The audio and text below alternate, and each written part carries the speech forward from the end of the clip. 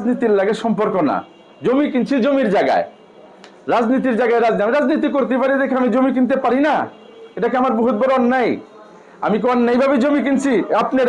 আপনারাই প্রমাণ করেন। আপনি ধরেন যদি প্রমাণ করে দিয়ে পারেন, আমি যা বিচার করবেন কেরানীগঞ্জের মানুষের কাছে আমি অদা দিলাম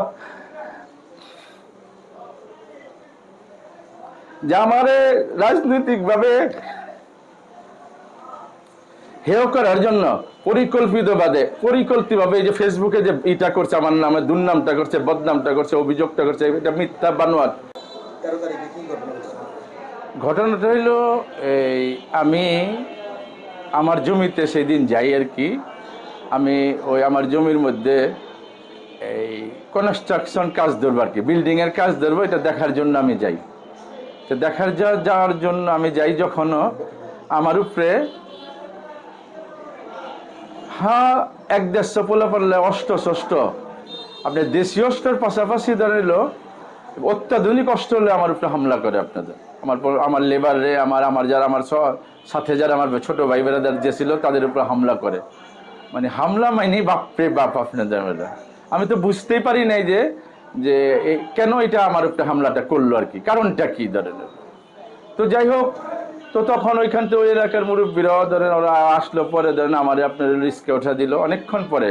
তো আমি ওই স্পটে বসে আমি ওসি সাহেবকে ফোন দিছি যে এইরকম ঘটনা দেখেন, এই আমার তো জায়গার উপরে হামলা হইলো, সাইনবোর্ড সব ভেঙ্গা ফালাই দিয়েছে এবং আমার লেবার লোকজনের উপরে মারধর করতেছে জানিল। তো ওসি বাবু বললো যে আমি বলে একটু ফোর্স পাঠান ভাই, দেন এইরকম ঘটনাটা ঘটাইতেছে। তো তখন ওসি বললো যে আমি ফোর্স পাঠাইতেছি, আমি যে ভাই 5 মিনিট লাগবো। হ্যাঁ 5-7 মিনিট পরে এসে জানিল, কিন্তু এই ঘটনাটা হয়েছে 5-7 মিনিটের মধ্যে। আপনার জানিল 5-7 মিনিটের মধ্যে সব মিসমার্ক কইরা।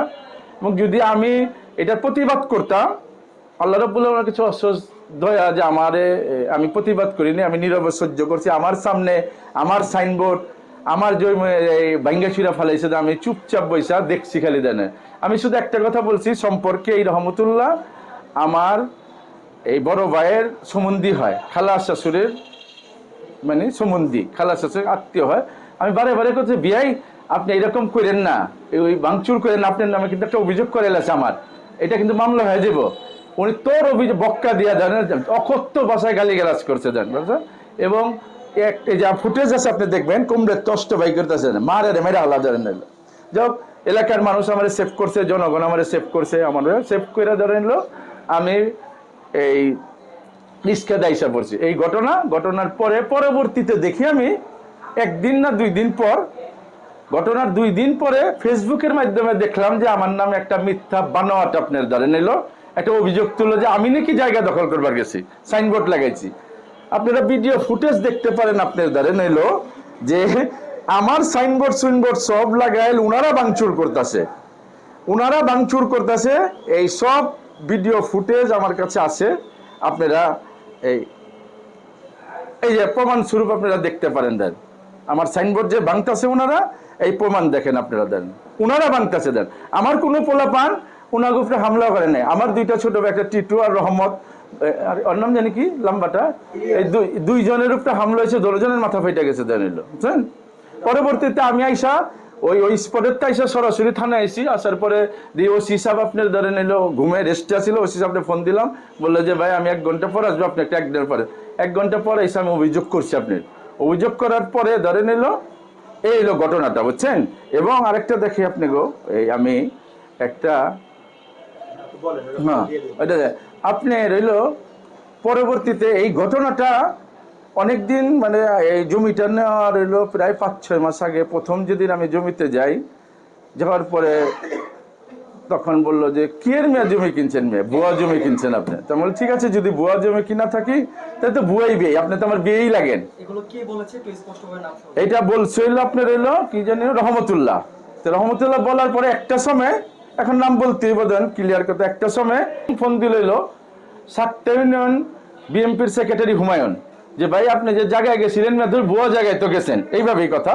আমি বললাম আচ্ছা ভুয়া জায়গায় গেছি, কি হয়েছে? আমি ভুয়া কিনবে, আমি তো আমার কাগজপত্র এই যে দেখেন সব রাইট, এই যে রানিং খাজনা দোয়াইল, আপনি রানিং খাজনা দোয়াইল এবং আমি যার কাছ থেকে বায়না করছি দেখেন আপনি, যার কাছ থেকে বায়না করছি ওর নামের নাম জারি করে এসি ল্যান্ড সংশোধন আকারে আমারে দিছে। আমি 14 দাবি ছিলাম, কিন্তু আমারে সংশোধন করে হেনে কম দিছে, 12 কত জানি দিছে আপনি জানিলে।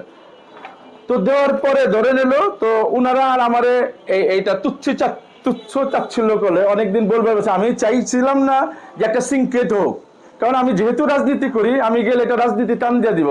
কিন্তু জমি কিনা তো আর রাজনীতির লাগে সম্পর্ক না।